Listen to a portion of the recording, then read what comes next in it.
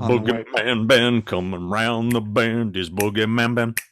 Is boogeyman band. Greetings, my fellow Fright Fiends, and thanks so much for dropping by the Horror Zone. I hope everyone's doing well.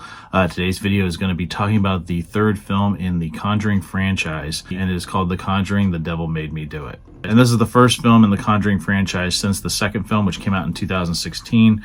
I was a huge fan of that one, as I was the original film. Both of these films got the highest possible rating on my system. This one I did a review of when it originally dropped in theaters in 2013. Back then I was doing a different system, but this got a 10 out of 10. This film got 5 skulls, which is when I had changed over to that rating system. These are iconic horror films to me.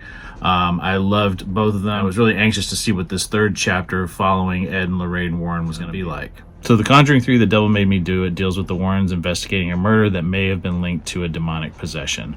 Of course, in the cast you have Patrick Wilson returning as Ed Warren, you have Vera Farmiga as Lorraine Warren, Ruari O'Connor as Arnie Cheyenne Johnson, Sarah Catherine Hook as Debbie Gleitzel, and John Noble as Kastner. The movie was written, story by James Wan and David Leslie Johnson McGoldrick, who also did the screenplay, and the movie was directed by Michael Shaves. So trivia for the film, there's a really cool homage to The Exorcist.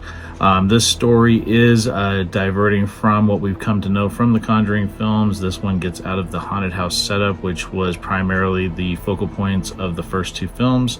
The first film in the series not to be directed by James Wan. The movie focuses on the story of Arnie Cheyenne Johnson, who killed his landlord in 1981. The story was described in the 1983 book, The Devil in Connecticut.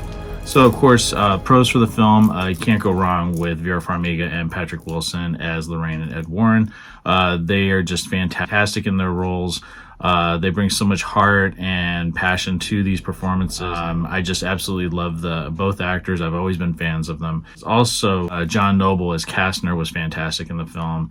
I've seen him in films like Return of the King. He was on the show Fringe. I just thought he did a terrific job as the character of Kastner, a very creepy character. Also, the change in setup. I actually thought it was kind of refreshing to not have it be another haunted house story. I mean, because in the first 2 films, even in the setup for the second film, dealt with the Amityville horror.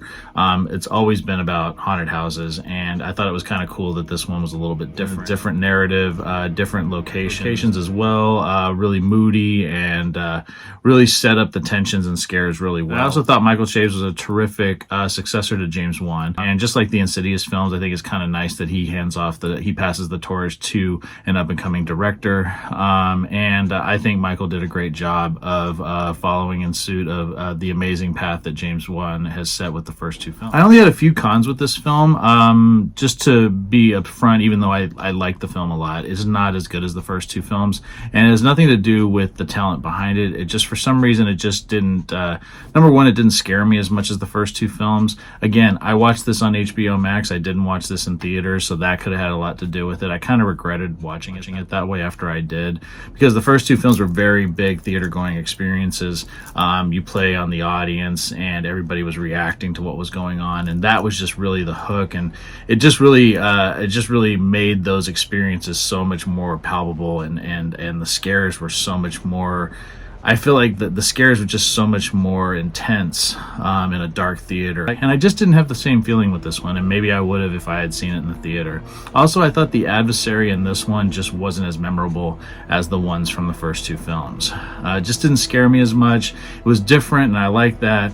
But just in terms of being honest, my reaction to the final reveal and who this entity was, or this character was, just didn't hook me as much as the first 2. But still, a terrific film, amazing talent, very well done, beautiful cinematography, great direction, fantastic acting.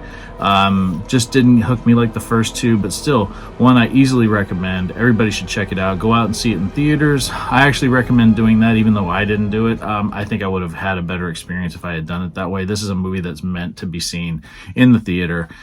So yeah, I absolutely love The Conjuring, The Devil Made Me Do It. Not as much as the first 2 films, but still, if I had to give it a rating on my scale, I would definitely give the film 4 skulls.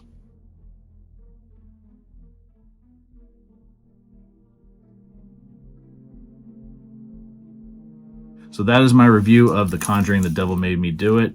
Also, I wanted to take this opportunity before I close out this video to send a special shout out to my friend Richard, who runs the YouTube page Are You Into Horror.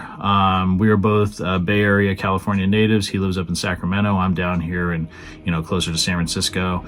But what a terrific friend, and what an amazing person that Richard is. His channel is amazing. Definitely go check it out. He's a huge reader. He reads so many books, and they're all horror books. And he does several videos a week where he does unboxings, showcasing new books that he's gotten, recommendations, reviews. The guy is fantastic, so go and support him. My buddy Richard, thank you for all your support. Want to do what I can to support you. Link down below. Please support Richard and Are You Into Horror. So thanks everyone for stopping by the Horror Zone. Let me know if you guys have seen The Conjuring 3, what you guys think. Comments down below. Let me know if you loved it. Let me know if you hated it. If you saw it in the theater, you watched it on HBO Max. Just really want to hear what everyone has to say about it.